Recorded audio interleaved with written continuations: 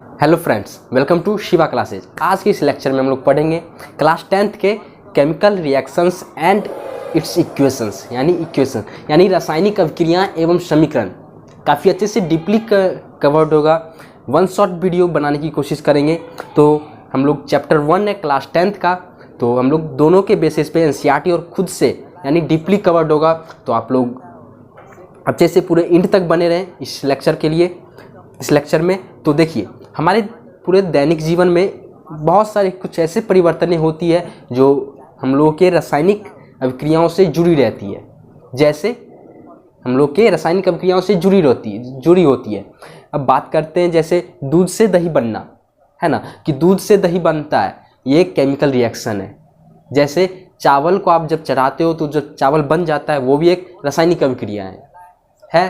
ठीक है। अब देखिए, रासायनिक अभिक्रियाएं जैसे आप किसी आर्द्र वायु में अगर किसी लोहे के छड़ को बाहर रख देते हो तो उसमें एक ब्राउनिश कलर की एक परत चढ़ जाती है। वो भी एक रासायनिक अभिक्रिया के अंतर्गत होती है, यानी रासायनिक अभिक्रियाओं में ही है, रासायनिक अभिक्रियाएं ही होती है उसमें। अब इसी को एक प्रकार से इक्वेशन में लिख दिया जाए, कुछ किसी संकेतों या सूत्रों के माध्यम से लिख दिया जाए तो वो हो गया इक्वेशन यानी समीकरण। क्लियर? यानी हम लोग यहाँ तक पहुँचे कि हम लोग ने केमिकल रिएक्शंस यानी रासायनिक अभिक्रियाएं एवं उसका समीकरण, यह स्पष्ट हो गया कि इसे कहते क्या है, मतलब क्या अर्थ होता है इसका। ठीक है। हम लोगों ने एग्जाम्पल दिया था कि दूध से दही बनना या दूध फटना, यानी दूध जो फट जाता है वो किस कारण से होता है, तो ये भी रासायनिक अभिक्रियाएं होती है। जैसे आर्द्र वायु में लोहे को सामान को खुला छोड़ देना, ये भी एक रासायनिक अभिक्रिया है। और जो हमारे शरीर में जो पाचन क्रियाएं होती है वो भी रासायनिक अभिक्रिया के अंतर्गत आती है। क्लियर? चलिए अब बात करते हैं रासायनिक अभिक्रिया को थोड़ा डीपली से, है ना। देखिए, रासायनिक अभिक्रियाएं यानी जब कोई पदार्थ को हम लोग अकेले रख देते हैं, यानी हम लोग पहले पढ़ चुके हैं कि जो सबसे छोटा होता है, यानी ब्रह्मांड में यूनिवर्स में जो सबसे छोटा होता है वो होता है परमाणु, उससे बड़ा अणु, है ना। तो जब हम कोई पदार्थ को, देखिए यहाँ क्या लिखा है कि जब कोई पदार्थ अकेले ही या किसी अन्य पदार्थ से क्रिया करके भिन्न गुण वाले एक या अधिक अन्य पदार्थ का निर्माण करता है तब वह प्रक्रिया रासायनिक अभिक्रियाएं कहलाती है कि जब कोई पदार्थ अकेले ही या किसी अन्य पदार्थ से क्रिया करके, जैसे लोहे को हम जब एग्जाम्पल दिए थे कि जब आर्द्र वायु में यानी खुली वायुमंडल में हम लोग जब लोहे के छड़ को बाहर रख देते हैं तो उसमें एक परत चढ़ जाती है, ब्राउनिश कलर की एक परत चढ़ जाती है ना, जिसे जंग लगना कहते हैं। उसमें देखिए लोहा था यानी Fe आयरन, और आयरन अपने वायुमंडल में मिलके, यानी वायुमंडल में क्या क्या आर्द्र वायु यानी उसमें क्या क्या होता है, तो हवा और पानी यानी H2O और O2 ये दोनों था। अब CO2 भी होगा।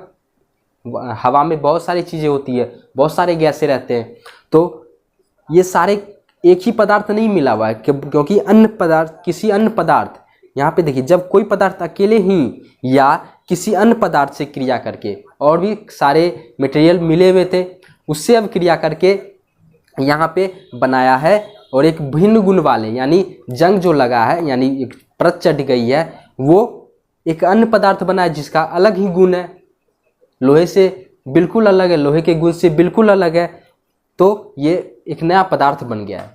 तो ये जो क्रियाएं होती है, ये जो क्रियाएं हुई है लोहे के साथ, वो सब क्या हो गया, रासायनिक अभिक्रियाएं हो गई है। क्लियर?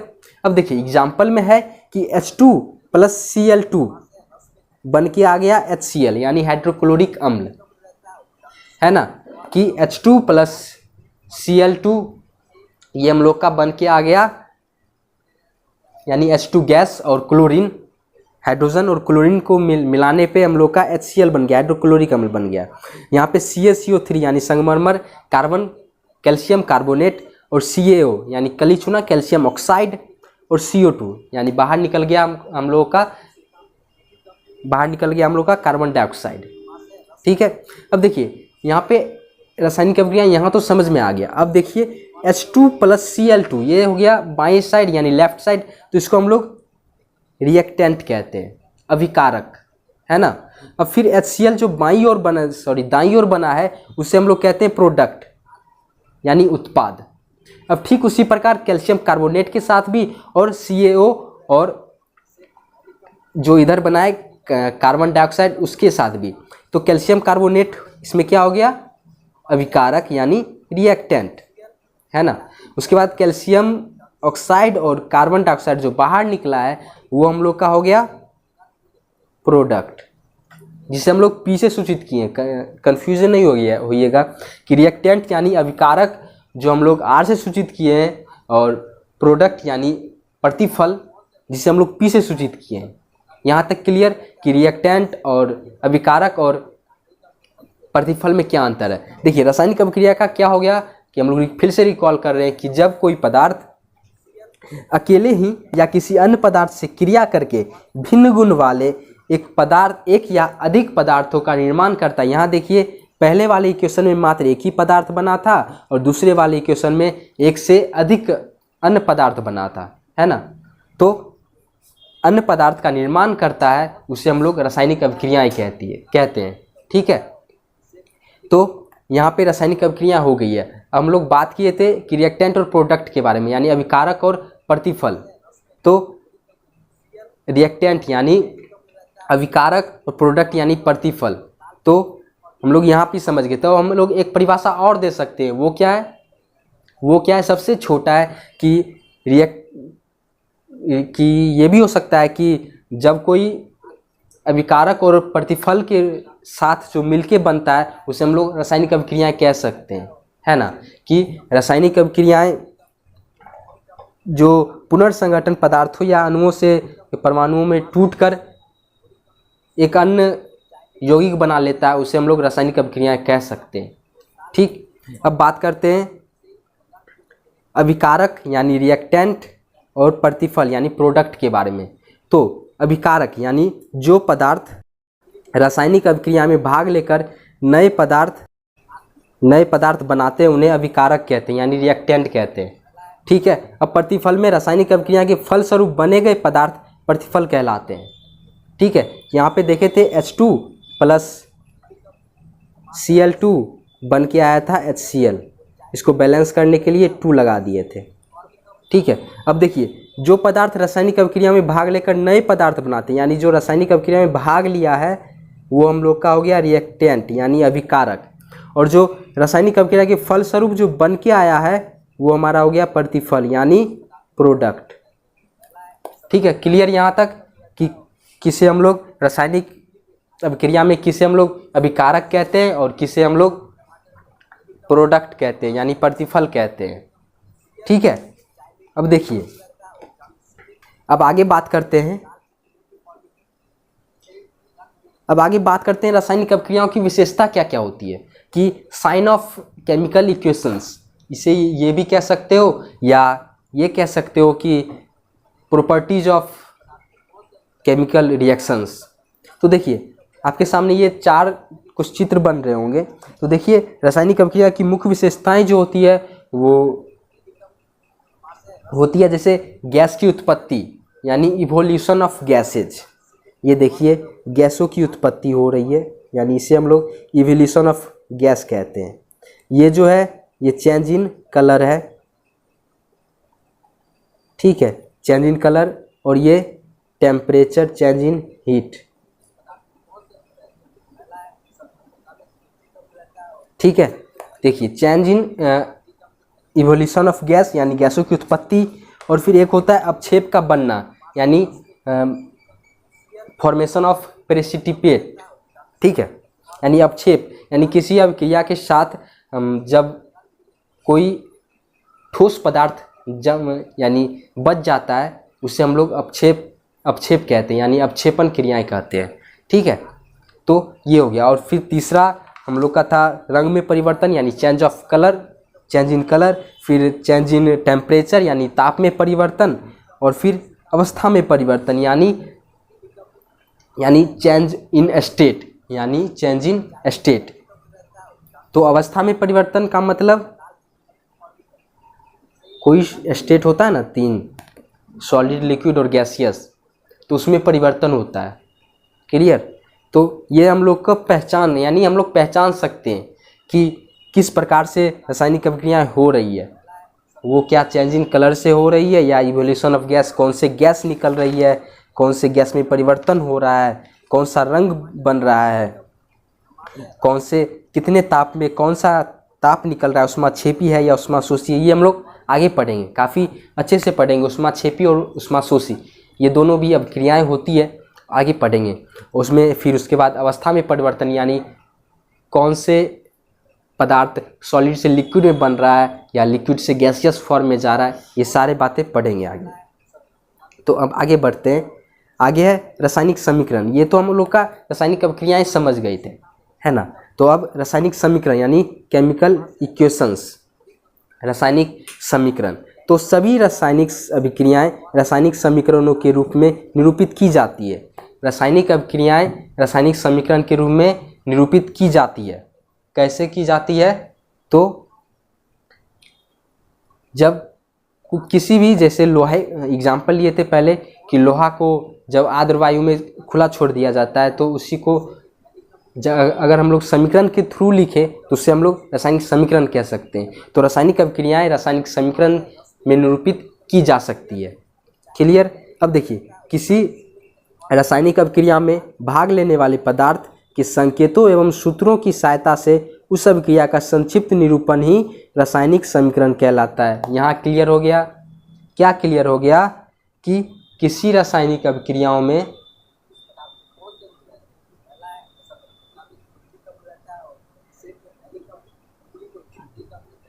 किसी रासायनिक अभिक्रिया में जो भाग लेने वाले पदार्थ होते हैं, उनके संकेतों और सूत्रों को की सहायता से उस अभिक्रिया को लिख देना ही, उस अभिक्रिया को निरूपित कर देना ही क्या कहलाता है? रासायनिक समीकरण कहलाता है। ठीक है, जैसे आपको बोल दिया जाए कि हाइड्रोजन और क्लोरीन का रिएक्शन हो रहा है, उसको आप लोग रासायनिक समीकरण के थ्रू रासायनिक समीकरण में निरूपित करें। ठीक है, ये क्वेश्चन आता है, हम लोग आगे देखते हैं अच्छे से क्वेश्चन को भी। देखिए, क्वेश्चन है कि हाइड्रोजन और क्लोरीन के मिश्रण को सूर्य की प्रकाश में रखने पर हाइड्रोजन क्लोराइड बनता है। ठीक है, क्या बनता है ये भी दे दिया गया है। इस अभिक्रिया को रासायनिक समीकरण में निरूपित करें। क्लियर?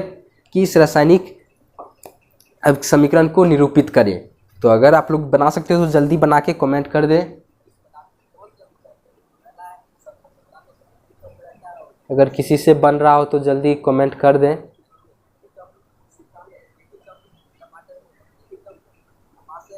देखिए, हाइड्रोजन को हम लोग किससे लिखते हैं? हम लोग सीधा समीकरण पे चलते हैं, है ना, कि H2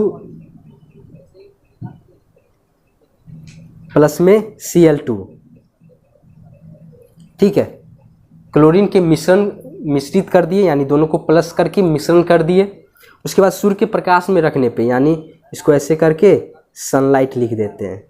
ठीक है, इससे हम लोग को पता चलता है कि ये हो गया उत्प्रेरक अभिक्रियाएं, यानी जिसमें हम लोग किसी के सहायता से, किसी बाह्य सहायता से हम लोग उस अभिक्रिया को कराने में मदद करते हैं, उससे हम लोग उत्प्रेरक अभिक्रियाएं कहते हैं।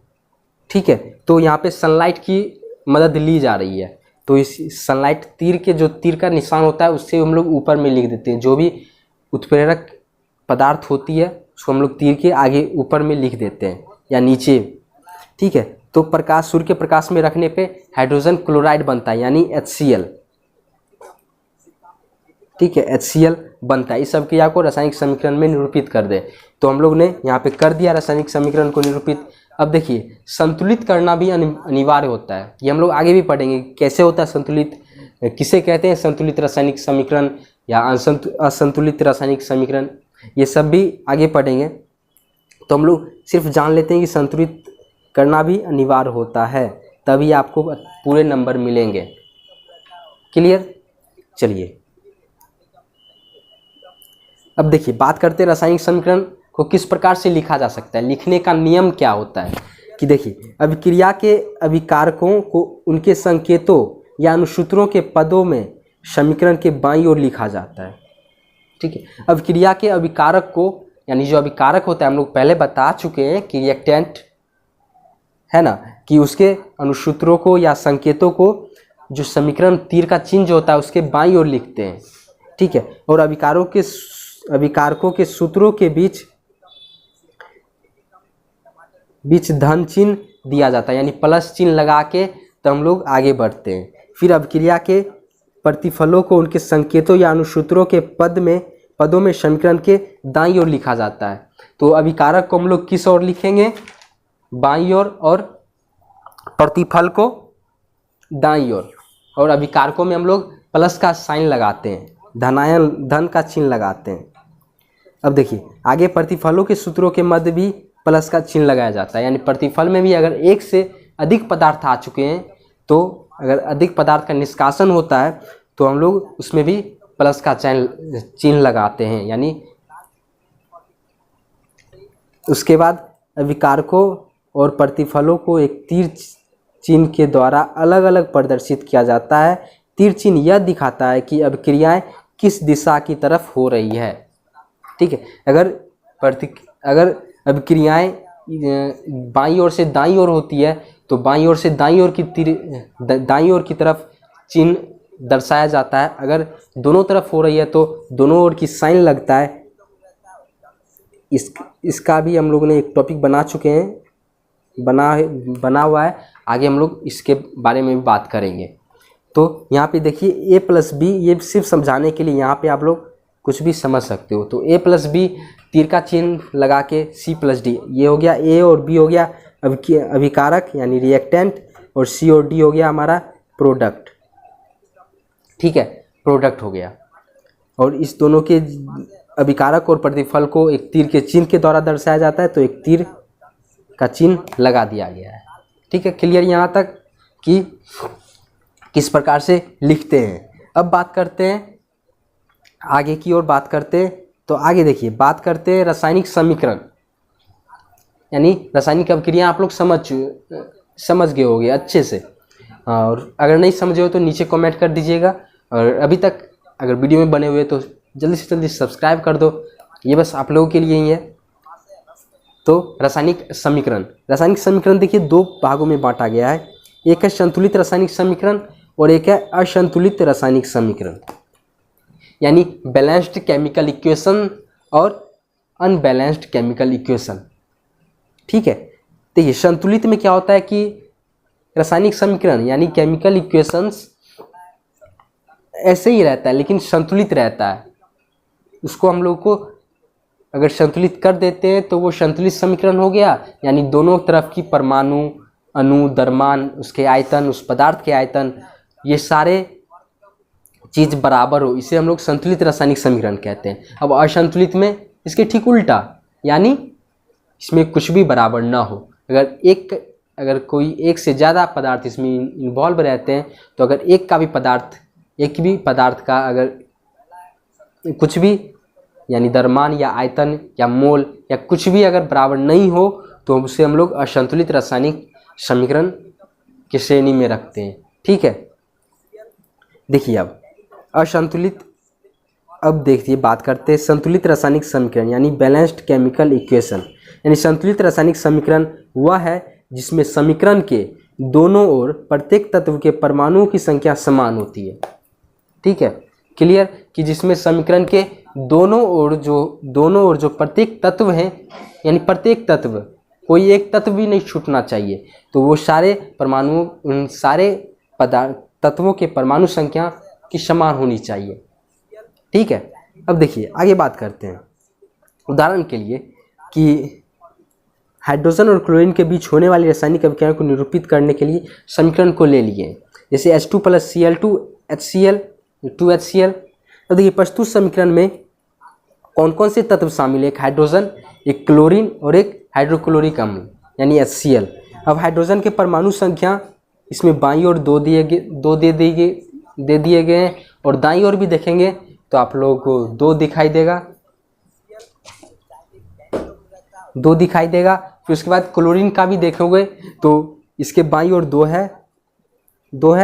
और इसके दाईं ओर भी दो है, ठीक है। यानी इससे स्पष्ट होता है कि ये हम लोग का केमिकल जो इक्वेशन है ये हम लोग का संतुलित है, यानी बैलेंस्ड इक्वेशन है।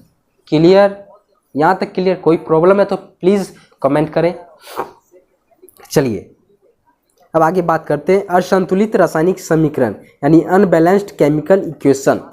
अब देखिए अनबैलेंस्ड क्या होता है कि इसके ठीक उल्टा, यानी संतुलित रासायनिक समीकरण के ठीक उल्टा, यानी असंतुलित रासायनिक समीकरण वह है जिसमें समीकरण के दोनों ओर प्रत्येक तत्व के परमाणु संख्या समान नहीं होते हैं।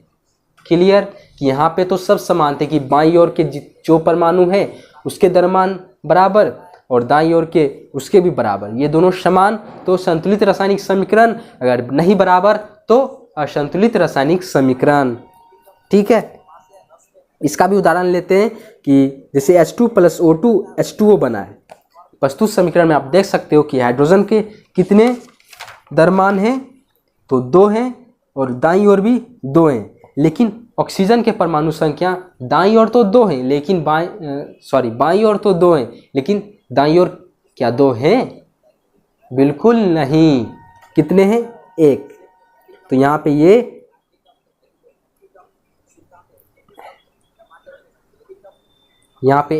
ये संतुलित समीकरण नहीं है। तो कौन से समीकरण हो गए? असंतुलित समीकरण हो गए। ठीक, असंतुलित रासायनिक समीकरण। क्लियर? यहाँ तक क्लियर? मज़ा आ रहा है ना? बिल्कुल मज़ा आएगा। देखिए हम लोग कुछ ब्रीफली में बात करते हैं।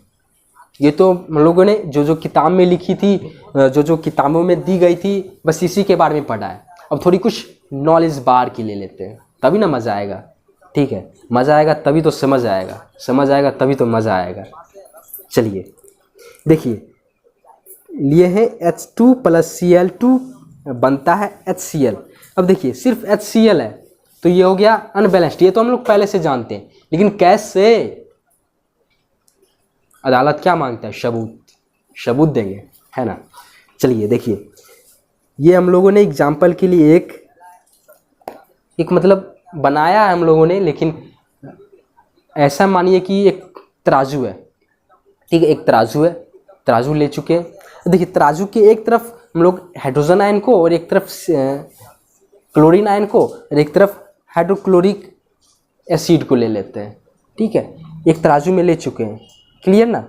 यहाँ तक क्लियर? अब देखिए एक तरफ है H2 यानी 2 हाइड्रोजन, एक तरफ 2 हाइड्रोजन को रख दीजिए, है ना? पहले आप लोग समझ लीजिए कि पहले दो हाइड्रोजन ले चुके हैं, फिर एक तरफ फिर प्लस में है Cl2 यानी इसी के बराबर है Cl2, तो यहाँ पे 2 क्लोरीन भी ले लिए। अब चलिए इस तरफ यानी दूसरे पाले में, तो दूसरे पाले में एक हाइड्रोजन है और एक क्लोरीन है, यानी दोनों एक साथ रख लिए। क्लियर ना यहाँ तक? तो देखिए यहाँ पे कौन से, अगर आप लोग तराजू को ऐसे करोगे तो कौन सा पलड़ा भारी रहेगा? ठीक है, कौन सा दब जाएगा और कौन सा उठा रहेगा? तो इसमें ज़्यादा है तो ये दब जाएगा और ये उठा रह जाएगा। ठीक है, इसी प्रकार यहाँ पे दे दिया गया है। अब इसी प्रकार अगर यहाँ पे 2 हाइड्रोजन है, एक तरफ 2 हाइड्रोजन है, इधर एक ही है, तो अगर एक इधर डाल दिए तो यहाँ पे 2 हो गया हाइड्रोजन, और क्लोरीन यहाँ पे 2 है, यहाँ पे एक ही है, एक क्लोरीन और डाल दो तो दोनों तरफ बराबर, दोनों तरफ 2 हाइड्रोजन 2 क्लोरीन, तो यहाँ पे हम लोग का बराबर हो गया, यानी पलड़ा बराबर। तो हम लोग का संतुलित रासायनिक समीकरण यानी समीकरण भी हम लोग का बराबर है ना। तो यहीं पे दे दिया गया है, यहीं पे समझाने के लिए दे दिया गया है। नोट करना चाहते हो तो नोट कर सकते हो, काफ़ी उपयोगी होगा आप लोग को समझने में। तो हम लोग आगे बढ़ते हैं। आगे क्या क्या है हम लोग का, देखिए कुछ अच्छे से समझाने की कोशिश कर रहे हैं हम लोग आप लोगों को। तो CH4 + O2 बन के आ गया CO2 और H2O। यहाँ पे देखिए बाईं ओर को हम लोग क्या कहते हैं? अभिकारक, इंग्लिश का नाम रिएक्टेंट, और दाईं ओर को प्रतिफल, इंग्लिश का नाम प्रोडक्ट। ठीक है, यहाँ पे देखिए कार्बन, इसमें कौन कौन से तत्व हैं बाईं ओर उसका हम लोग पता कर लेते हैं। पहले कार्बन है, फिर हाइड्रोजन है, फिर ऑक्सीजन। अब दाईं ओर कार्बन, ऑक्सीजन, हाइड्रोजन, फिर ऑक्सीजन। ठीक है, अब देखिए रिएक्टेंट यानी अभिकारक में कार्बन यहाँ पे 1 है, हाइड्रोजन 4 है और ऑक्सीजन यानी 2O2 है, यानी वो ऑक्सीजन कितने हो गए 4, तो 4 ऑक्सीजन एटम, ये हो गया। अब चलिए दाईं ओर, तो कार्बन एक ही है, फिर ऑक्सीजन यहाँ पे 2 यानी CO2 यानी ऑक्सीजन 2 और हाइड्रोजन 2H2 यानी हाइड्रोजन 4 और फिर ऑक्सीजन 1 यानी एक यहाँ पे है और फिर ये O2 यहाँ पे है। और फिर ये अगर ये 2H2O है यानी 2 इसके साथ भी गुना हुआ तो 2 इसके ऑक्सीजन के साथ भी होगा यानी 2O, फिर यहाँ भी O2 है, तो यानी ऑक्सीजन भी 4 और हाइड्रोजन भी 4, इधर भी 4, कार्बन इधर 1 तो कार्बन इधर भी 1, तो ये हो गया हम लोग का संतुलित रासायनिक समीकरण यानी बैलेंस्ड केमिकल इक्वेशन।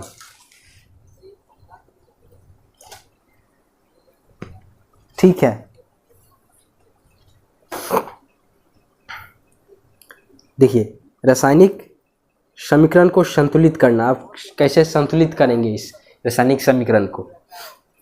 तो रासायनिक समीकरण को संतुलित करने के लिए एक सरल विधि है जिसे हम लोग अनुमान द्वारा संतुलन विधि कहते हैं, यानी balancing by heat and trial method.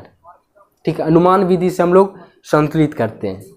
अनुमान विधि क्या हो गया, जो हम लोग बताए कि इस बाईं ओर कितने एटम कितने किसी तत्व के दरम्यान है और दाईं ओर कितने हैं, अगर यहाँ पे ज़रूरी है तो एक अपने मन से यहाँ बैठा दो जिससे बराबर हो जाए। क्लियर यहाँ तक, बस यही हो गया अनुमान द्वारा संतुलन विधि यानी balancing by heat and trial method. तो अनुमान द्वारा संतुलन विधि कहते किसे, ठीक है, इस विधि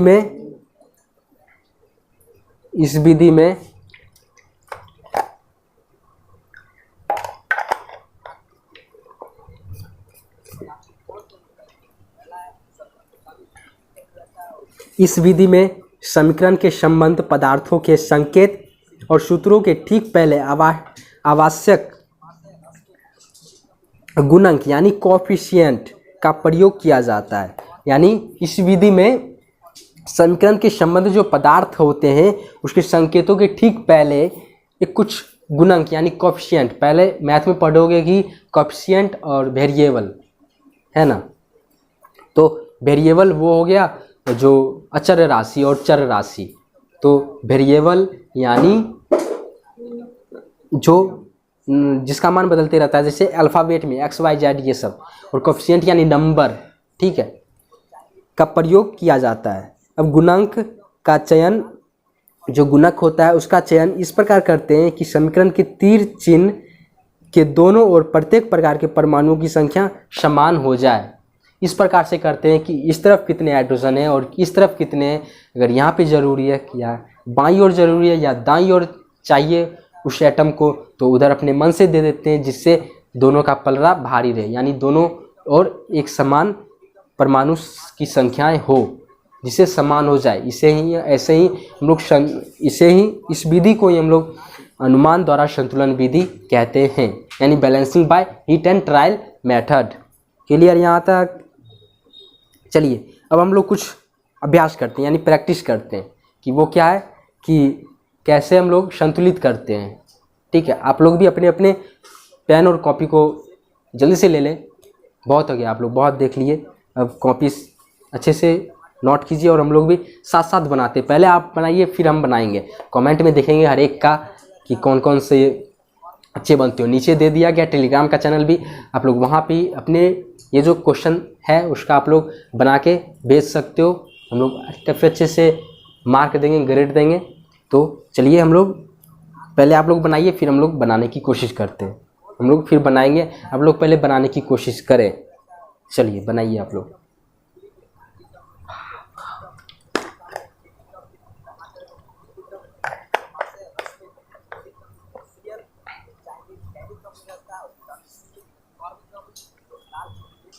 चलिए Mg+HCl पहला है कि Mg+HCl और बन के आ गया है MgCl2+H2। यहाँ देखिए दोनों तरफ के पहले Mg हैं, राइटिंग पे मत जाइएगा, Mg है, फिर हाइड्रोजन है, फिर क्लोरीन। ठीक है, यहाँ तक क्लियर? यहाँ तक क्लियर ना? मैग्नीशियम में हाइड्रोजन है और क्लोरीन है। देखिए बाईं ओर, इस तरफ हम लोग बाईं ओर लिखेंगे, फिर इस ओर दाईं ओर। तो बाईं ओर का हम लोग का एक एटम है और हाइड्रोजन भी एक है और क्लोरीन भी एक है। ठीक है, क्लियर यहाँ तक कि बाईं ओर सब एक एक है। और फिर मैग्नीशियम की ओर चले दाईं ओर, तो यहाँ भी मैग्नीशियम एक ही है और हाइड्रोजन 2 है और क्लोरीन भी 2 है। यहाँ तो बैलेंस नहीं है, तो हम लोग को बैलेंस करना है। वो कैसे होगा? तो हम लोग अनुमान विधि द्वारा, यानी उसके द्वारा हीट एंड ट्रायल मेथड से हम लोग करेंगे, संतुलन करेंगे। तो यहाँ पे देखिए क्लोरीन को अगर हम लोग यहाँ पे 2 कर दें, यानी क्लोरीन को 2 से गुना कर दें, इधर भी 2 इधर भी 2, यहाँ तो बराबर हो गया। तो क्लोरीन को यहाँ पे 2 करने के लिए हम लोग यहाँ पे 2 लगाना पड़ेगा। अब देखिए 2 लगाना पड़ा ना, 2 लगाना पड़ा। तो देखिए अब 2 क्लोरीन तो हो गया, 2 ऊपर में क्लोरीन तो 2 हो गया, लेकिन हाइड्रोजन भी 2 हो गया ना। तो हाइड्रोजन भी, कोई बात ना, हाइड्रोजन को भी 2 से गुना कर दिए, तो हाइड्रोजन भी 2 इधर भी 2। ठीक है, इधर भी 2 और इधर भी 2, यहाँ पे हम लोग का बराबर हो गया। और मैग्नीशियम एक का एक ही रह गया, तो हम लोग का फुल इक्वेशन ये आ गया, balanced equation. Mg + 2HCl plus बन के फॉर्म होके बना है MgCl2 + H2। मैग्नीशियम एक एक दोनों ओर, बाईं ओर भी दाईं ओर भी, और फिर हाइड्रोजन 2 और हाइड्रोजन 2 इधर भी, क्लोरीन 2 और क्लोरीन 2 इधर भी। ठीक है, यहाँ तक क्लियर? अब चलिए दूसरे इक्वेशन पे बात करते हैं। दूसरा इक्वेशन ये है कि AlCl3, दूसरा इक्वेशन है AlCl3 प्लस में CaOH का होल ट्वाइस बन के आता है हम लोग का AlOH का होल थ्राइस प्लस CaCl2। जल्दी जल्दी आप लोग हाथ चलाइए, जल्दी जल्दी बनाइए, फिर हम बनाते हैं।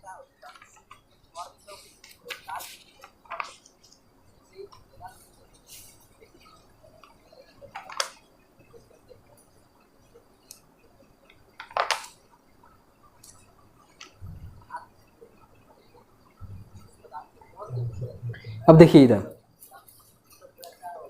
कौन कौन सा है?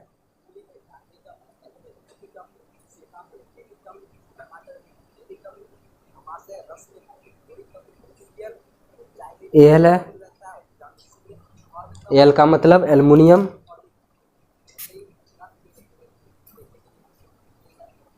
Al का मतलब एल्युमिनियम,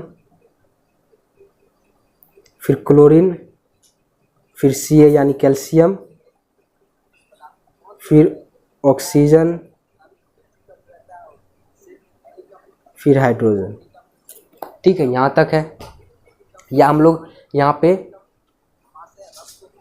OH को साथ भी ले सकते हैं, क्योंकि हाइड्रोक्साइड होता है ना, तो OH को हम लोग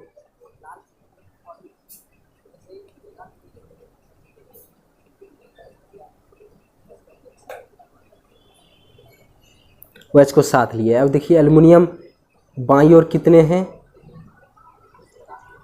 1 है बाईं ओर, क्लोरीन 3 है, कैल्शियम 1 है और फिर हाइड्रोजन 2 है। ठीक, यहाँ तक क्लियर?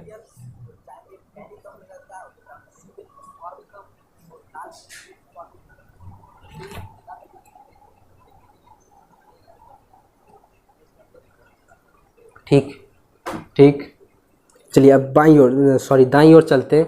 एल्युमिनियम यहाँ भी 1 है,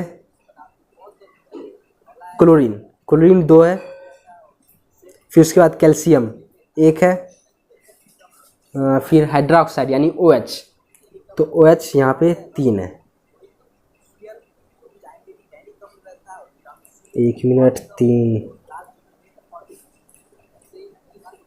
चलिए 3 है। ठीक है, तो यहाँ पे देखिए कि बहुत पेचीदा मामला, यानी बनने की कोशिश नहीं है, आप लोग ऐसा ही छोड़ दिए होंगे, घबराने की कोई बात नहीं है, काफ़ी आसान है। देखिए सबसे बड़ा, यानी जो सबसे बड़ा डिजिट होता है ना, उस हिसाब से हम लोग चलेंगे। तो पहले यहाँ पे क्लोरीन है यानी 3, अब देखिए क्लोरीन को अगर हम लोग इधर करें, यानी 3, अगर इधर हम लोग 3 है तो यहाँ पे भी बराबर नहीं होगा, यानी क्योंकि अगर 2 है इधर पहले से 2 दे दिया गया है, अब 3 को इस प्रकार से करेंगे तो बराबर नहीं होगा। तो अगर हम लोग इधर 3 से गुना कर दें, तो देखिए हाइड्रोजन ऑक्साइड को यहाँ 2 है और फिर यहाँ 3 है, तो ये भी नहीं अच्छे से होगा। तो हम लोग को क्या करना होगा कि जो हाइड्रोजन और ऑक्सीजन जो परमाणु है वो छोड़ के एल्युमिनियम क्लोराइड यानी AlCl3 में कन्वर्ट हो जा रहा है। तो हम लोग को करना क्या है कि यहाँ पे पहले 2 से गुना कर देते हैं दोनों ओर। अब इधर 2 से गुना कर दिए तो 3 दूनी 6 हो गया क्लोरीन। अब इधर तो 2 ही रह गया ना, तो इधर भी हम लोग 3 से गुना कर दें। 3 से क्यों करेंगे? क्योंकि हम लोग को बराबर करना है। तो अपने मन से कोई भी संख्या दे देना है, कोई भी संख्या से गुना कर देना है या भाग दे देना है, कुछ भी करके हम लोग को बस बराबर करना होता है, जो अनुमान विधि द्वारा करते हैं, हीट एंड ट्रायल मेथड के द्वारा करते हैं, और ये नियम में दर्शाया गया। अब ये ऐसा क्यों करते हैं? क्योंकि द्रव्यमान संरक्षण नियम का पालन करना रहता है। ये बराबर एग्जाम में पूछे जाते हैं 1 मार्क्स में कि हम लोग समीकरण को संतुलित क्यों करते हैं, हम लोग को समीकरण को संतुलित करना क्यों आवश्यक होता है, क्यों करते हैं, क्यों है। तो संतुलित द्रव्यमान संरक्षण का जो नियम होता है उसको पालन करने के लिए हम लोग रासायनिक समीकरण को संतुलित करते हैं। ठीक है, तो दोनों तरफ, एक तरफ 2 से गुना कर दिए 3 दूनी 6, और एक तरफ 2 था तो 3 से गुना कर दिए तो 3 दूनी 6, यानी दोनों क्लोरीन बराबर। अब दोनों क्लोरीन बराबर हो गया तो इधर हम लोग 2 से गुना किए थे, इधर हम लोग दाईं ओर 3 से गुना कर दिए थे। ठीक है, 3 से गुना कर दिए थे। देखिए यहाँ पे 3 कैल्शियम हो गया 3, यहाँ पे तो 1 ही था तो यहाँ पे भी 3 कर देते हैं, यानी 3 से गुना कर दिए। ठीक है, अब यहाँ तो 3 हो ही गया है, क्यों 3 हो ही ना गया है, इसको गुना करने की कोई ज़रूरत नहीं है। ठीक है, तो यहाँ पे भी 3 लिख देते हैं। तो 3 कैल्शियम, अब 3 कैल्शियम हो गया, लेकिन यहाँ पे हाइड्रोक्साइड 3 दूनी 6 हो गया, यहाँ पे हम लोग को 2 ही था तो इसको भी 3 से गुना कर दिए तो 3 दूनी 6। अब इधर 3 दूनी 6 हो गया, तो इस तरफ करने के लिए क्या करेंगे, 2 3 दे दिया गया तो 2 से गुना कर देंगे तो 3 दूनी 6, यानी 3 दूनी 6, 6 बराबर हो गया। तो इधर भी हम लोग गुना कर देंगे 2 से। ठीक है, अब देखिए 2 से इधर भी गुना कर दिए तो 2 यहाँ पे भी एल्युमिनियम हो गया दाईं ओर भी, और बाईं ओर भी 2 हो गया एल्युमिनियम। ऑटोमेटिक, यानी ऑटोमेटिक हम लोग का समीकरण बराबर हो गया। ठीक है, अगर राइटिंग में कुछ प्रॉब्लम हो तो फिर से हम लोग कर लेते रिकॉल कि एल्युमिनियम क्लोराइड प्लस में कैल्शियम हाइड्रोक्साइड जो मिलके बनता है एल्युमिनियम हाइड्रोक्साइड और फिर कैल्शियम क्लोराइड। तो यहाँ पे Al एक तरफ था तो 2AlCl3 प्लस में 3CaOH का होल ट्वाइस, ये बन के फॉर्म हो के बनता है, यानी फॉर्म होने के बाद, रिएक्शन होने के बाद 2AlOH का होल थ्राइस प्लस में 3CaCl2। क्लियर यहाँ तक? चलिए जल्दी जल्दी 5 क्वेश्चन है, तुरंत बना लेना है। देखिए Fe यानी आयरन, उसके बाद H हाइड्रोजन, फिर ऑक्सीजन। चलिए ऐसे कर लिए। देखिए आयरन इधर 1 है बाईं ओर, 1 दे दिए, हाइड्रोजन 2 है 2, फिर ऑक्सीजन 1 है तो 1। क्लियर यहाँ तक क्लियर ना? चलिए अब Fe इधर क्या है 3 है, फिर इधर ऑक्सीजन कितना है 4। ठीक, फिर हाइड्रोजन इधर कितना है 2। देखिए हाइड्रोजन तो बराबर है, लेकिन और सब भी आयरन और ऑक्सीजन ये दोनों बराबर नहीं है। इसको कैसे बराबर करेंगे? तो देखिए अगर ऑक्सीजन को, देखिए सबसे पहले हम लोग शुरुआत करेंगे कि जहाँ पे बड़ा है, जिस तत्व के पास जो बड़ा कोएफिशिएंट रहता है उसका हम लोग करते हैं। तो यहाँ पे 4 है ऑक्सीजन, तो इधर भी हम लोग 4 से गुना कर देते हैं तो ऑक्सीजन 4 हो गया। अब 4 होने के बाद हम लोग H2O को 4 से गुना कर देंगे, यानी H2O को 4 से पहले लिखेंगे तो यहाँ पे 4 हो गया, ठीक है, 4H2O हो गया। अब 4H2O होने से हम लोग को क्या एक पॉइंट घट गया, वो क्या है कि हाइड्रोजन 8 हो गया भाई, हाँ 8 हो गया। ये अब कैसा, अभी इसका क्या करेंगे, है ना, कोई बात ना, आपका ये है ना, बस बने रहे मज़ा आएगा।